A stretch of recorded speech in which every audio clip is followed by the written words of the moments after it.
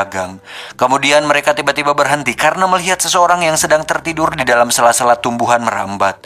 Ternyata dia adalah Tien, sang pangeran yang menjadi buronan kelompok pengkhianat dari kerajaan. Tanpa berpikir panjang, si pedagang langsung membawa Tien untuk dijadikan budak dan dijual di pasar tradisional.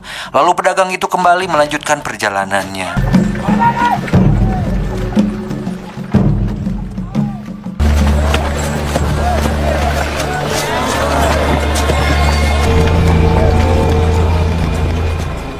Sesampainya di pasar, pedagang tadi langsung menyuruh anak buahnya untuk mengeluarkan semua budak yang mereka akan jual. Ketika tiba giliran Tien yang akan dikeluarkan, dia malah berontak dan membuat anak buah si pedagang terluka.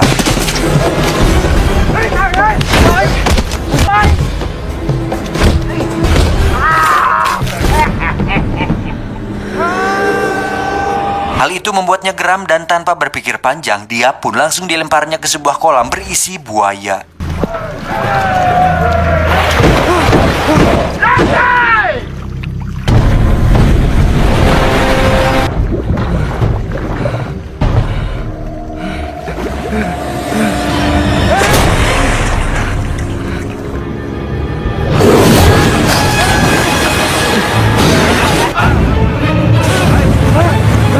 Berkali-kali Tien ingin keluar dari kolam namun terus digagalkan oleh pedagang tadi.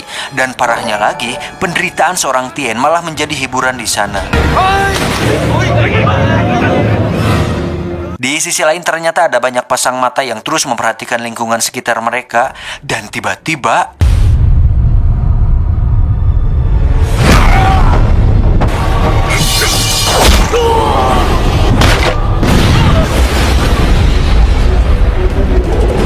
mereka membantai semua anak buah si pedagang sampai tak tersisa.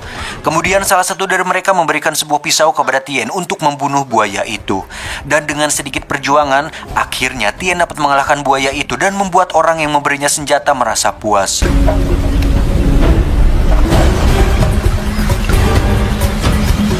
Singkat cerita, Tien sudah berada di kediaman orang-orang yang membantunya. Di dalam tidurnya dia memimpikan kenangan menyedihkan beberapa waktu yang lalu. Dan hal itu membuat Tien terbangun dari tidurnya.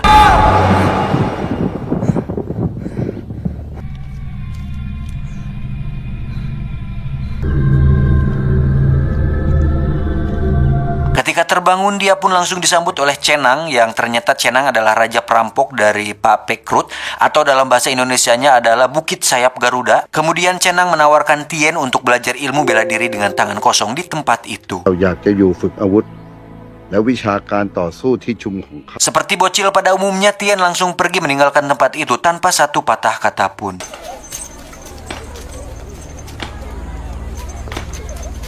Namun semua berubah setelah dia melihat serangkaian latihan yang dilakukan di sana, dan Tien yang terlahap dendam yang membara langsung memutuskan untuk berlatih dan menetap di sana. Dan akhirnya latihan keras pun dimulai.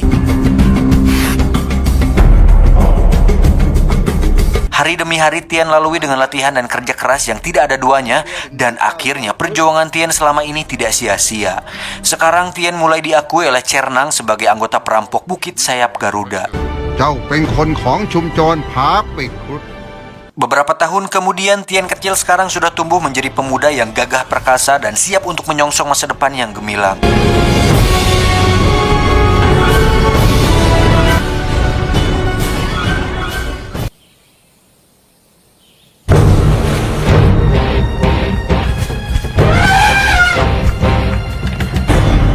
Tien yang perkasa kini lebih sering bermain dengan puluhan gajah dan menaklukkannya sehingga Tien menjadi sang penguasa gajah.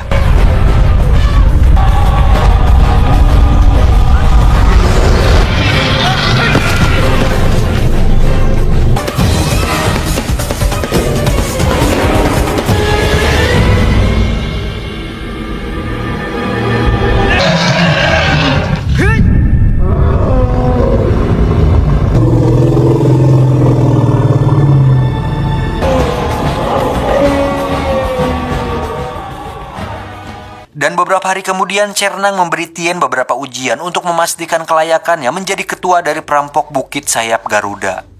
Dimulai dari motor lewat si anjing.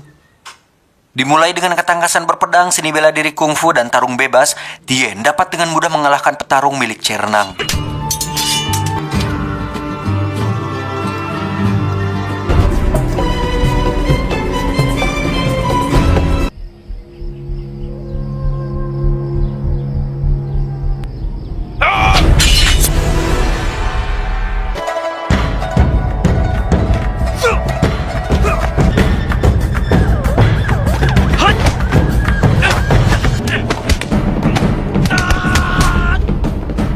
Dan di ujian terakhir, Tien dihadapkan dengan problematika di mana dia harus membunuh dan membuang rasa iba yang ada di dalam dirinya. Dan dia berhasil melaluinya.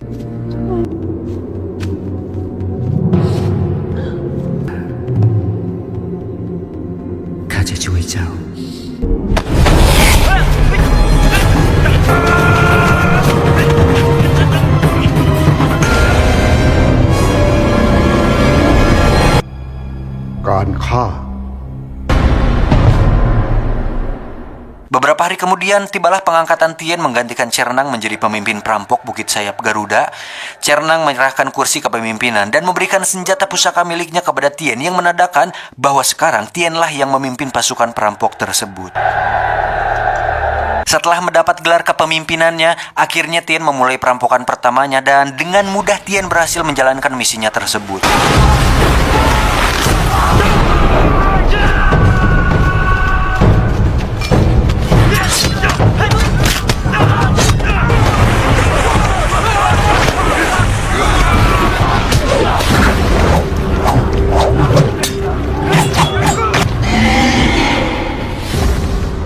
Namun keadaan seketika berubah ketika dia melihat sebuah patung simbol kerajaan yang tepat berdiri tidak jauh dari hadapannya. Dan setelah kejadian itu, kenangan-kenangan di masa lalu langsung terngiang di pikiran seorang Tien. Kembali flashback ke masa lalu, inilah orang tua Tien yang ternyata adalah seorang panglima kerajaan. Dia mengirimkan Tien ke sebuah tempat latihan tari untuk menghindarkan masalah darinya. Karena keadaan ibu kota Ayutthaya sedang dalam masa transisi pasca perluasan wilayah kerajaan. Dan ayah Tien terpaksa menitipkan anaknya karena dia harus menumpas seluruh pemberontak di kerajaan Ayutthaya. Dan dengan berat hati Tien harus berpisah dengan orang tuanya. Dan di sana juga Tien bertemu dengan seorang anak gadis yang bernama Pim. Dan kelak mereka akan menjadi pasangan yang uwu banget. Kok uwu si anjing ini yang nulis skripnya Bagong? Uwu. Lebay. Si anjing. Lanjut, beberapa hari kemudian diperlihatkan sebuah kampung dengan seorang saudagar kaya yang ternyata adalah mantan pelayan yang matanya Tien likuai lah. Beberapa hari kemudian diperlihatkan sebuah kampung dengan seorang saudagar kaya yang ternyata adalah mantan pelayan yang matanya Tien lukai ketika Tien masih kecil. Masih seperti dulu, dia suka mengumpulkan budak dan menjualnya kepada para saudagar lainnya. Dan ketika sedang asik menyiksa budak yang bandel, tiba-tiba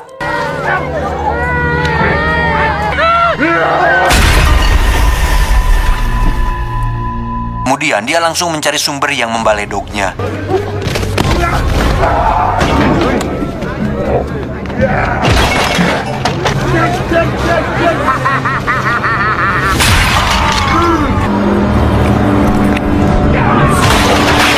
Namun ternyata dia salah lawan, karena yang dia lawan adalah seorang pemimpin perampok dari Bukit Sayap Garuda. Dan dengan mudah Tien dapat membabat semua pasukan musuh sendirian.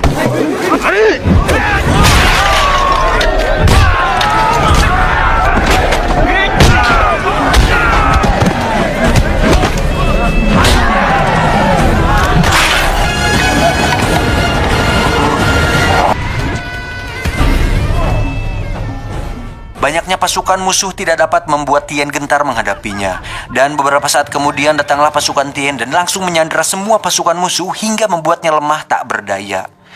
Dengan kemarahan yang membara dan ingatan menyakitkan di masa lalu, Tien pun melemparkan orang yang dulu melemparnya ke lubang buaya. Dia lempar ke tempat yang sama. Akhirnya semua budak yang disandra langsung Tien bebaskan.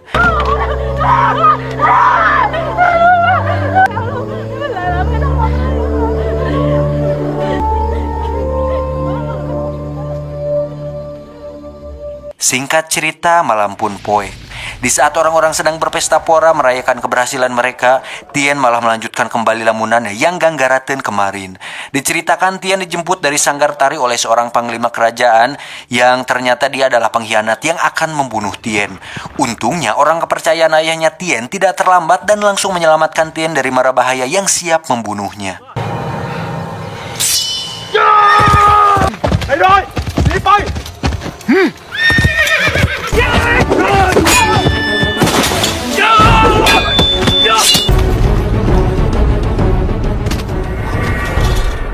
Kemudian prajurit ayahnya membawa Tien ke kerajaan, namun naas, dia melihat ayah dan ibunya dibunuh oleh sang pewaris tahta yang ternyata telah mengkhianati kerajaan. Tien yang marah tidak sengaja berekspresi dan meneriaki sang ayah. Mendengar hal itu, pihak kerajaan langsung menyuruh semua prajuritnya untuk menangkap Tien dan membunuhnya.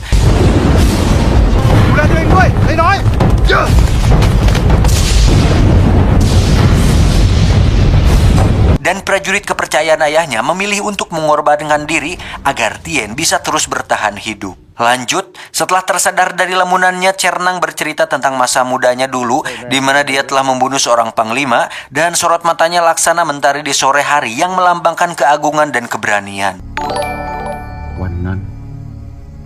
Lalu dia mengatakan bahwa sebelum Tien menjadi pemimpin perampok, dia ingin Tien menuntut balas kepada kerajaan atas kematian keluarganya di masa lalu. Dan keesokan harinya Tien langsung berangkat ke ibu kota kerajaan untuk melakukan gerilya sendirian.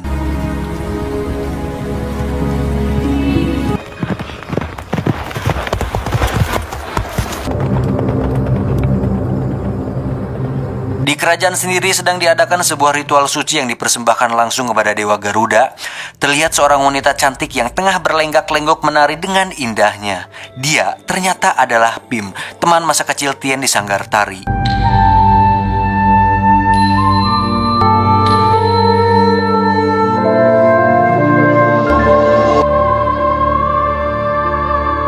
Setelah Pim menampilkan keelokannya, kini tibalah pria bertopeng yang akan menari. Tarian pria itu tidak kalah hebatnya dari Pim.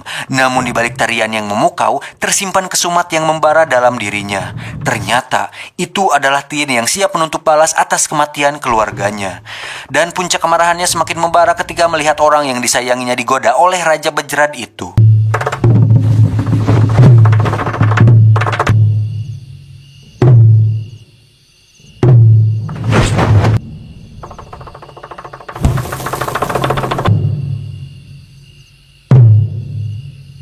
Lalu dengan trik sulap dan bom asapnya, dia meledakkan seluruh aula kerajaan.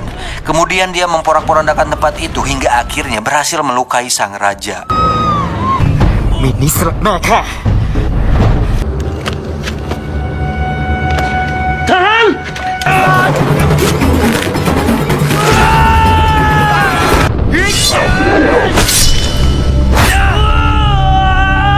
Setelah dirasa tugasnya sudah selesai, akhirnya dia memilih untuk langsung meninggalkan tempat tersebut.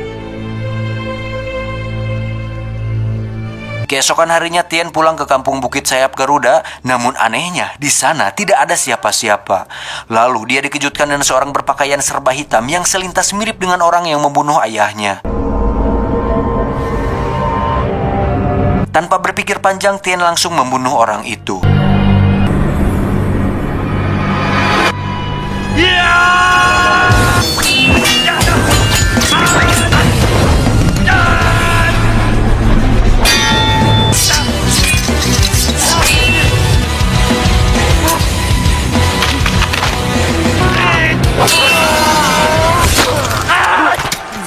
Kemudian terlihat seseorang yang sedang menunggu kedatangannya di salah satu atap di atas bangunan di sana.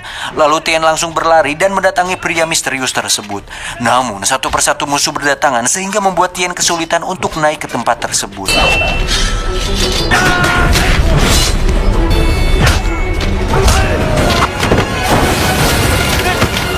Namun, bukan pemimpin perampok namanya jika mengalahkan beberapa musuh saja tidak bisa. Meski dengan susah payah, Tien dapat mengalahkan beberapa musuh dengan teknik Muay Thai andalannya.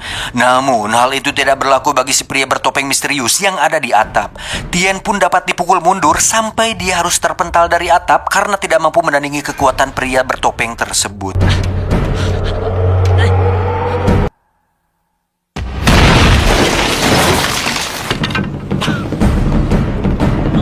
Meski sudah tergeletak tak berdaya, nampaknya para penjahat tidak ingin memberikan Tien istirahat. Mereka pun langsung mengepung Tien dan kembali menyerangnya. Dan dengan sedikit sisa tenaga, Tien pun bangkit dari keterpurukannya dan dia berhasil membuat semua orang yang mengepungnya kewalahan. Namun karena jumlah musuh yang terus berdatangan, membuat Tien semakin terpojokan.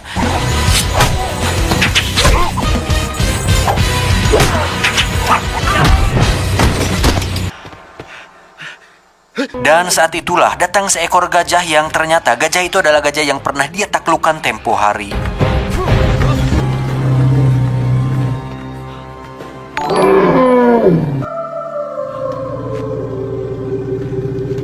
Dengan bantuan gajah tersebut, Tien pun dapat mendapatkan kembali semangat bertarungnya sehingga dia lebih optimis sekarang.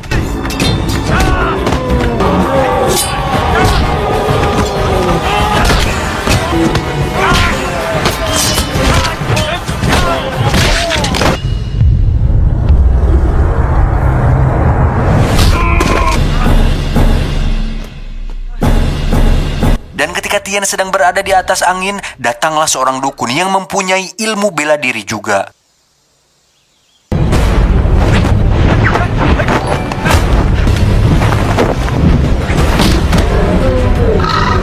Kali ini Tien benar-benar mendapatkan seorang yang benar-benar tidak dapat dia kalahkan, dan Tien juga hampir mati dibuatnya. Layaknya genjutsu milik Sasuke, dukun itu langsung mengambil kendali atas gajah yang dimiliki Tien.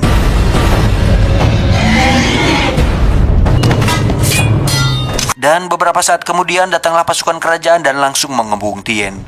Lalu tiba-tiba keluarlah raja yang tidak terluka sama sekali. Ternyata pada waktu itu sang raja menggunakan sebuah armor dan hal itu berhasil menipu Tien. Dan di sela-sela pasukan kerajaan keluarlah Cernang yang ternyata dialah orang yang membunuh ayahnya. Kemudian Cernang mulai memprovokasi Tien dengan menceritakan kenangannya ketika membunuh ayahnya Tien. Tien yang sudah terprovokasi langsung mencabut pedangnya dan dengan susah payah dia dapat membunuh Cernang.